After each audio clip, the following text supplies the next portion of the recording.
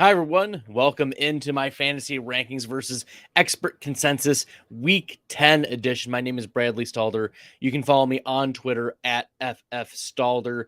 And we're going to start with our week 10. But first, I'm going to do a little bit of an intro. Every year, FantasyPros hosts a fantasy football rankings accuracy contest with over 200 of the industry's top writers and experts. The scoring is fierce and requires experts to perfectly predict the order in which quarterbacks, running backs, wide receivers, and tight ends will rank at the end of every NFL week. And the rankings contest this week's may prove to be the hardest yet because week 10 contains, of course, bye weeks, a trip to Munich between the Tampa Bay Buccaneers and Seattle Seahawks. Josh Allen may be out this week in the Buffalo-Minnesota game due to the elbow injury. And navigating these ripples is no easy task. If Josh Allen is out, how will that affect the wide receivers from Minnesota? How will that affect the pace of play? How will that affect the running backs and the defenses? All of that. So navigating all these ripples is not something easy to do. And look, even in Thursday Night Football, it was significantly affected. The outcome was affected by remnants of Hurricane Nicole. Now, last week, I finished 40th overall in the contest. And entering week 10, I'm 34th overall in accuracy out of about 211 rankers year to date. 14th most accurate for wide receivers and 5th highest in IDP. And as time is running out with this contest, we're more than halfway through. I'm finding myself being a little more aggressive on ranking players, trying to squeeze out every edge I can so that I can still get in the top 10 for this year. And this is also a reminder that I take part in advising Fantasy Data's weekly rankings. They are an excellent resource for anyone looking to win their league, along with their player projections and advanced metrics. If you want to use league-winning metrics or data, use Fantasy Data. Use the promo code FFF20 for 20% off any size subscription. It could be a $10 subscription. It could be a $120 subscription. Use promo code FFF20, and that'll get you 20% off your subscription to Fantasy Data. JJ Zacharyson uses it. Matthew Berry uses it. The fantasy footballers use it. I use Fantasy Data. You should too. Use promo code FFF20, 3 Fs, and then 20 for 20% off your subscription to Fantasy Data. Now, I'm about to jump into talking about some metrics and stats and rankings for these players that I have ranked higher or lower versus consensus. Follow me on this journey as I talk about some players from week 10. A higher-ranked quarterback, Jimmy Garoppolo. And look, Jimmy Garoppolo ranks as quarterback 20 in total fantasy points. That may be true, but he's been doing really well as of late. He's had one of the better fantasy streaming quarterback stretches over the last month. 3 of Garoppolo's last 4 games have resulted in a top 9 quarterback finish, while averaging 18 fantasy points per game during that stretch. In week 10, we expect Debo back, which bodes well for Jimmy G's upside. So that means he'll have Debo. He'll have Christian McCaffrey. He'll have Brandon Ayuk and George Kittle. This is a fantasy lineup of dreams, and Garoppolo gets to throw to them. He's a top 7 quarterback for me, right? But he's right now being ranked as the quarterback 10. A lower-ranked quarterback for me this week is Kyler Murray. And even before Kyler was nursing a hamstring injury in practice this week, I was already fading him in my rankings. I had him down at quarterback 8 or so. Now I've moved him down to 10 with this hamstring injury. And the matchup is just too difficult to achieve the desired ceiling you want from Kyler in this matchup. Starting on the ground, the LA Rams have a projected 79% defensive line run stuffing advantage per PFF. The Cardinals will be missing key offensive linemen entering this game, and those losses will be clearly felt by both Murray and the running backs. You should be fading Eno and James Conner in this matchup. Taking a step back, the Rams themselves are overall a difficult matchup for quarterbacks. They rank as a 23rd percentile matchup against opposing quarterbacks. The Rams only allow 13.8 fantasy points per game to the quarterback position. And it's not like Murray showed much success in his first game against the Rams. Murray completed 37 passes, 58 attempts, 314 yards. You're saying to yourself, well, how did he do?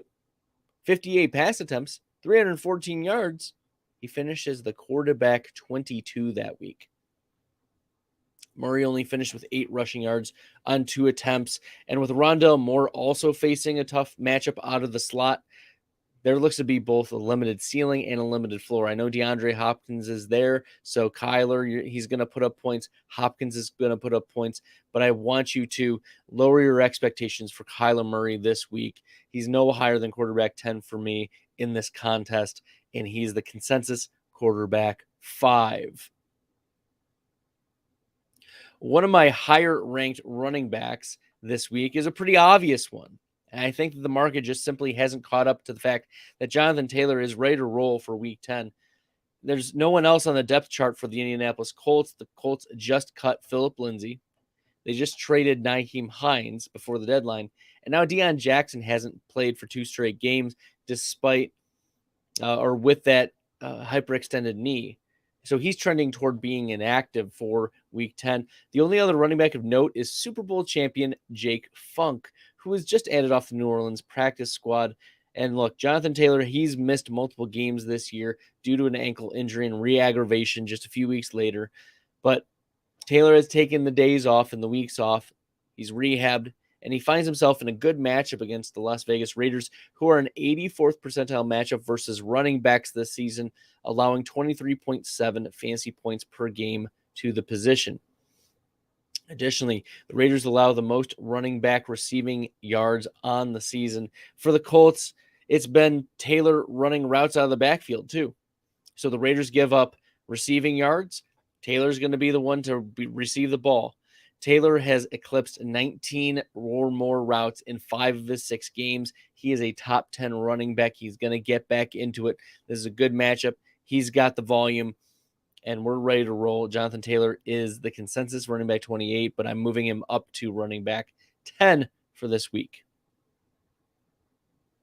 Running back, I'm moving down Najee Harris, and Najee Harris has been outplayed from an efficiency metric by Jaylen Warren this season. That's been clear in almost every single elusiveness, yards per carry, yards per route run. Najee Harris just is not doing it this year. But reports have been surfacing again that he's still dealing with a foot injury that cost him part of the preseason, and it's clearly still affecting him, this Lisfranc injury.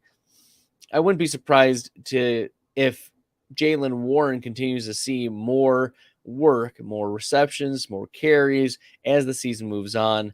As for Harris, he's the running back 28 in total fantasy points this season. He's finished running back 28 or worse in 4 of his last 5 games. So it's the woo. That's despite 16.4 touches during that span. So he's still getting the workload, even with Jaylen Warren increasing his workload.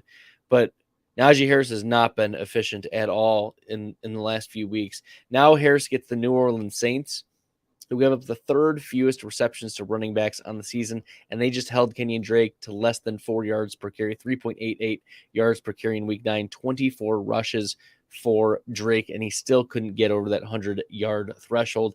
Harris is my running back 29 on the week. I bumped him down due to my concerns. A wide receiver I'm higher on this week is Jerry Jeudy. And before Denver's bye week, Jerry Jeudy had a streak of 4 straight games of 7 or more targets and at least 53 receiving yards.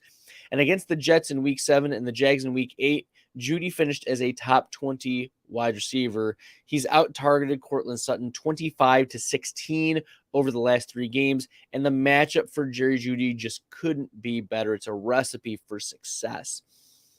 Jeudy has the only 100% matchup versus a cornerback projected by PFF for more than 50% of snaps, and that's against Joshua Kalu, who has the 13th worst PFF coverage grade amongst defensive backs and allows the second highest reception percent on the season.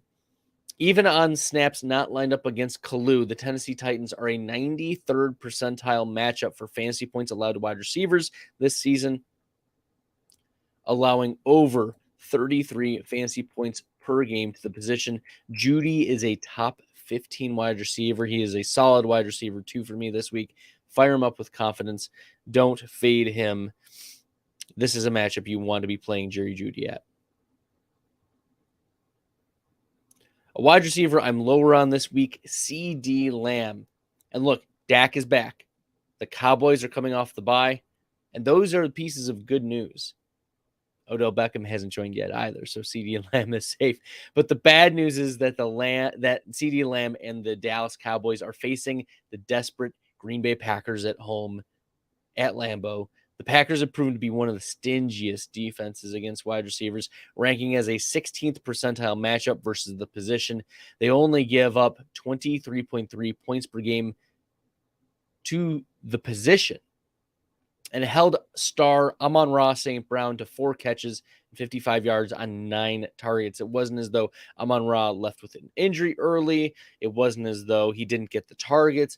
Is that Amon-Ra, they just played really good defense against St. Brown.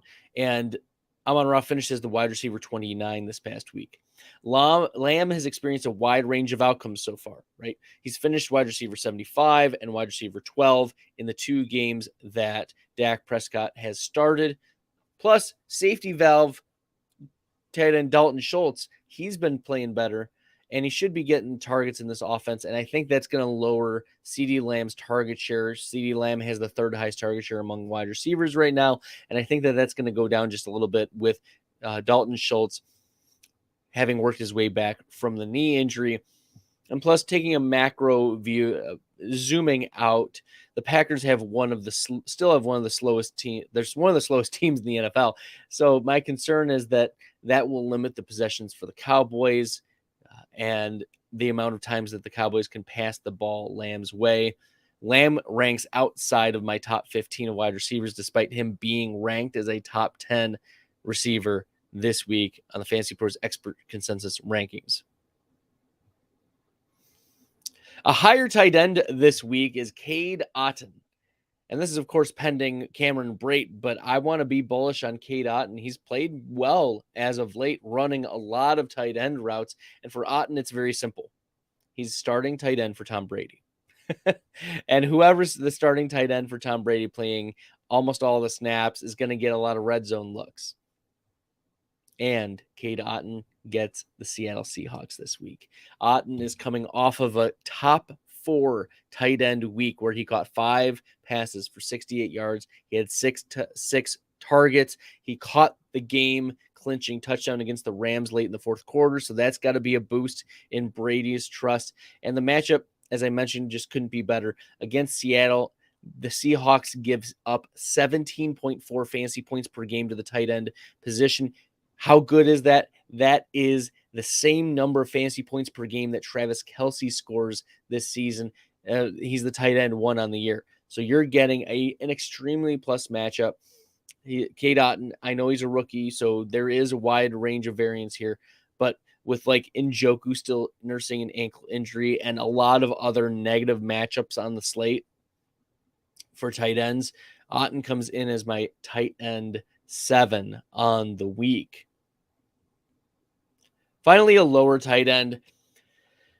There were a lot that I was just moving down 1 or 2 or 3 spots, but this one is one that I could see moving down even further from what I have right now. Evan Ingram left week 9's game against the Las Vegas Raiders with a back injury, and he's been limited so far in practice. While Ingram has finished as a top 9 tight end twice entering week 9, he had finished tight end 23 or worse in 4 of his previous 6 matchups. Injuries had plagued this fragile creature, Evan Ingram, in the past. And my concerns My main concerns are that they will continue to limit his production until he is a full go. Ingram will rank outside my top 15 this week at tight end, and he's not a strong tight end streamer, in my opinion. If he's ruled out, you can pivot to a very cheap Dan Arnold. Ingram is consensus 13. He is my tight end 16. Well, once again, my name is Bradley Stalder. You can follow me on Twitter at FFStalder. I appreciate y'all jumping into the live stream and taking a view, taking a listen. And of course, if you want to get in on fantasy data subscriptions, use the promo code FFF20 for 20% off any size subscription, and it builds on any of your previous promo codes.